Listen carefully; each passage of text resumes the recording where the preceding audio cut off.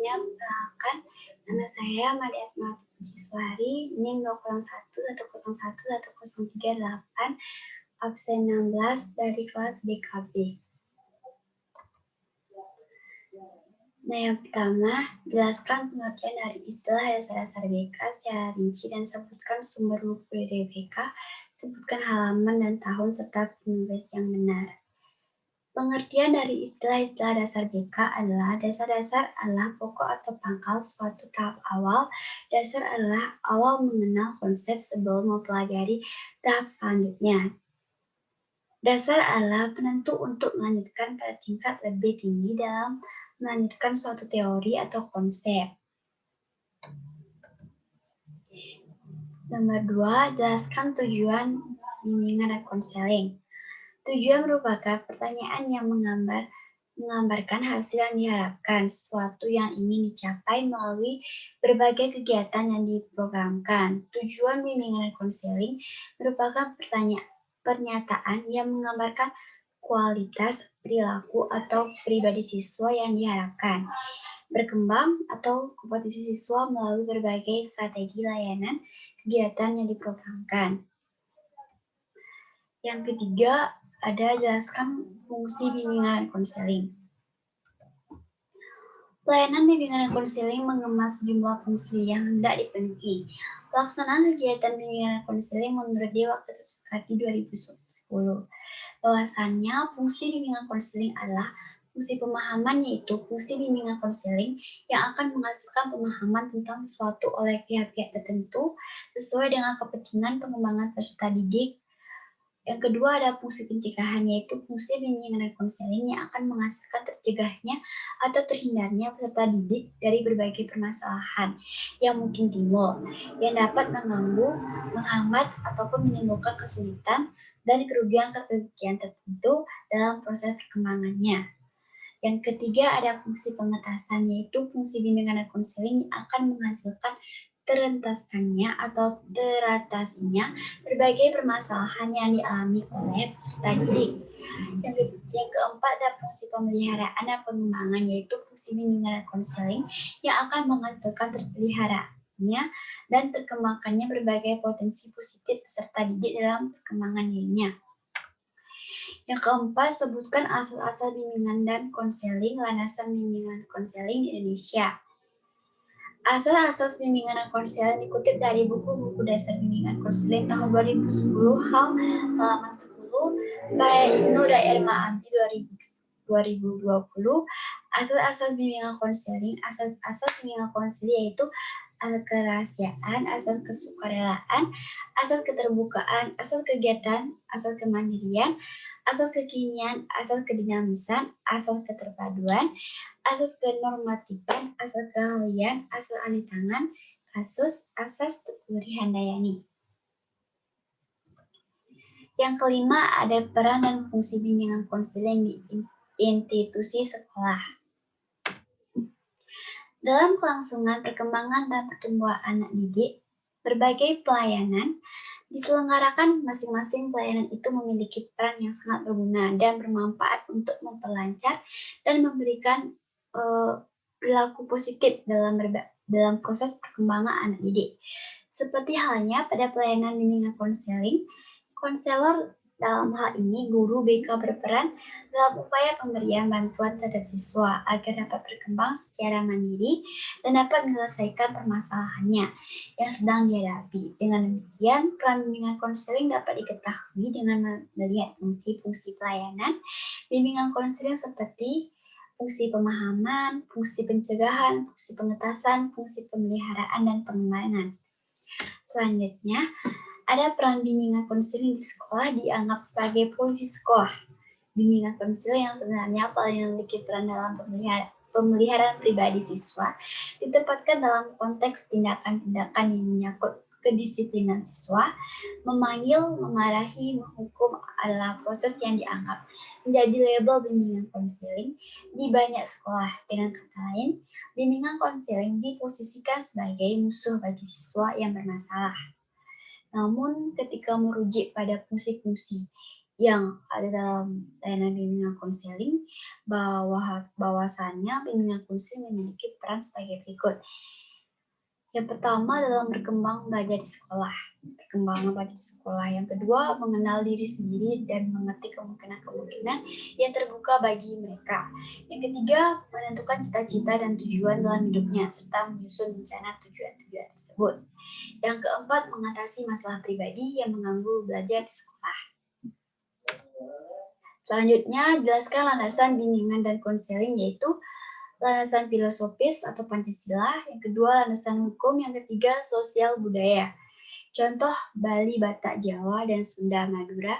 Jelaskan menurut pendapat dan budaya kamu dari asal kamu, nilai-nilai moral yang baik. Di landasan ilmiah dan teknologi, sebutkan teknologi media sosial seperti WA, Line, IG, Facebook, Twitter, Telegram, Zoom, Google Meet, dan lain-lain untuk usaha bantuan bimbingan dan konseling pada siswa. Tunjukkan wujud dan bentuk media itu dari keunggulan dan kesalahpemanfaatan. Landasan bimbingan konseling, landasan filosofis Pancasila bagi bangsa Indonesia. Menjadi landasan filosofis bimbingan konseling adalah Pancasila, yang nilai-nilainya sesuai dengan fitrah manusia sebagai makhluk Tuhan yang bermartabat. Maka perbuatan program bimbingan dan konseling harus merujuk kepada nilai-nilai yang terkandung dalam kelima sila Pancasila tersebut. Pancasila sebagai landasan bimbingan dan konseling mempunyai implikasi sebagai berikut. Yang pertama, tujuan bimbingan konseling harus laras dan sesuai dengan nilai-nilai yang terkandung dalam setiap sila Pancasila. Dengan demikian, tujuan bimbingan konseling adalah memfasilitasi peserta didik agar mampu mengembangkan potensi fitrah dan jati dirinya sebagai makhluk Tuhan yang Maha Esa dengan cara menyimami, memahami, mengamalkan ajarannya. Yang kedua, mengembangkan sikap-sikap yang positif seperti respek terhadap harkat dan martabat sendiri dan orang lain, dan bersikap empati. Yang ketiga, mengembangkan sikap-sikap kooperatif, kolaboratif, toleransi. Yang keempat, mengembangkan sikap demokratis, menghargai pendapat orang lain dan bersifat mengayomi masyarakat, mengembangkan kesadaran untuk membangun bangsa dan negara yang sejahtera dan berkeadilan dalam berbagai aspek kehidupan, ekonomi, hukum, pendidikan, dan pekerjaan. Yang B, landasan hukum. Keputusan bersama Kemendut dan Bank nomor 0433 P/1993 dan nomor 25 tahun 1993 tentang Juklat Jabatan Fungsional Guru dan angka kreditnya. Pasal 1 ayat 10 berbunyi, penyusunan program bimbingan dan konseling adalah membuat rencana pelayanan bimbingan dan konseling dalam bidang pembiayaan pribadi atau bimbingan sosial. Bimbingan belajar dan bimbingan karir pasal 1 ayat 11 berbunyi, pelaksanaan bimbingan dan konseling adalah melakukan fungsi pelayanan, pemahaman, pencegahan, pengetasan, pemeliharaan, perbaikan dan pengembangan dalam bimbingan pribadi, bimbingan sosial, bimbingan belajar, dan bimbingan karir. Yang C adalah landasan sosial budaya. Landasan sosial budaya merupakan landasan yang dapat memberikan pemahaman kepada konselor tentang dimensi kesosialan dan dimensi kebudayaan sebagai faktor yang mempengaruhi terhadap perilaku individu. Seseorang individu pada dasarnya merupakan produk lingkungan sosial dan budaya di mana ia hidup. Sejak lahir, seseorang sudah dididik dan diajarkan untuk mengembangkan pola-pola perilaku sejalan dengan tuntunan sosial budaya yang di sekitarnya. Kegagalan dalam memenuhi tuntutan sosial budaya dapat mengakibatkan seseorang tersingkir dari lingkungannya. Lingkungan sosial budaya yang melatar belakangi dan melingkupi individu berbeda, sehingga menyebabkan perbedaan pola dalam pembentukan perilaku dan kepribadian yang bersangkutan. Contohnya, karena saya berasal dari Bali, di Bali nilai moral budaya yang terdapat adalah kebudayaan Bali menyimpan banyak potensi nilai-nilai demokrasi yang hingga kini masih dijadikan pegangan dalam kehidupan masyarakat. Nilai-nilai itu yang merupakan lapisan pertama, yaitu ide-ide yang mengkonsepsikan hal-hal yang paling substansif dalam kehidupan masyarakat. Kemudian diikuti dengan lapisan lebih konkret, yaitu norma, dan hukum akan banyak menentukan corak kehidupan demokrasi masyarakat. Yang kedua adalah landasan ilmiah dan teknologi. Pelaksanaan bimbingan dan konseling merupakan kegiatan profesional yang memiliki dasar keilmuan baik yang menyangkut teori-teorinya. Nah, pelaksanaan mampu mengembangkan pelayanan itu secara berkelanjutan, merasa ilmiah dan teknologi mencerahkan sifat keilmuan bimbingan konseling. Nah, sebagai ilmu yang multidimensional yang menerima sumbangan besar dari ilmu-ilmu bidang teknologi, sehingga bimbingan dan konseling semakin kokoh dan mengikuti perkembangan ilmu teknologi yang berkembang besar. Perusahaan yang bergerak dalam bidang internet dan teknologi multinasional di Amerika Serikat yang sudah familiar dengan keseharian kita, yaitu Google, menawarkan layanan untuk membuat website mudah tanpa memerlukan keahlian bahasa pemrograman dan gratis, yaitu Google Sites. Melalui website dengan Google Sites, guru BK dapat membuat media bimbingan klasikal. Lebih dari itu juga membuat konten positif yang dapat dimanfaatkan oleh peserta didik melalui smartphone. Setiap saat integrasi Google Sites dengan layanan Google lainnya, Google Form memungkinkan guru BK untuk memasukkan materi berupa gambar, animasi, seperti yang lainnya. Nah, berbagai tayangan video ataupun sinema pendek untuk memberikan layanan jaringan klasikal kepada peserta didik, baik berada pada kelas maupun di luar kelas dengan fasilitas smartphone dan jaringan internet. Selanjutnya, menurut Walgito 2010,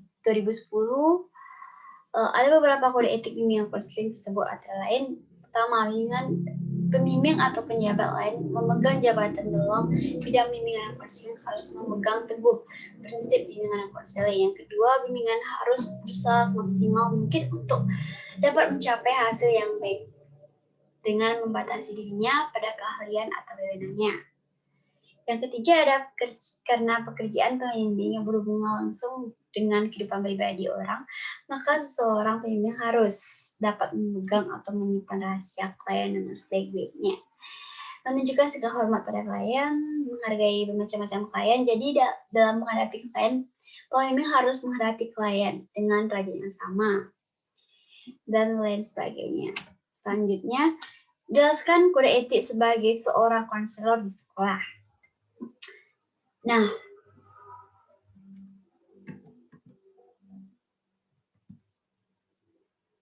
itu udah kebalik gitu, sorry, maaf. Nah, sekian dari presentasi dari saya. Maaf jika banyak ada kesalahan. Tadi ada kesalahan menaruh slide-nya, jadi kebalik gitu. Jadi mohon maaf. Dan terakhir saya ucapkan terima kasih dan Om Santi Santi Santi Om.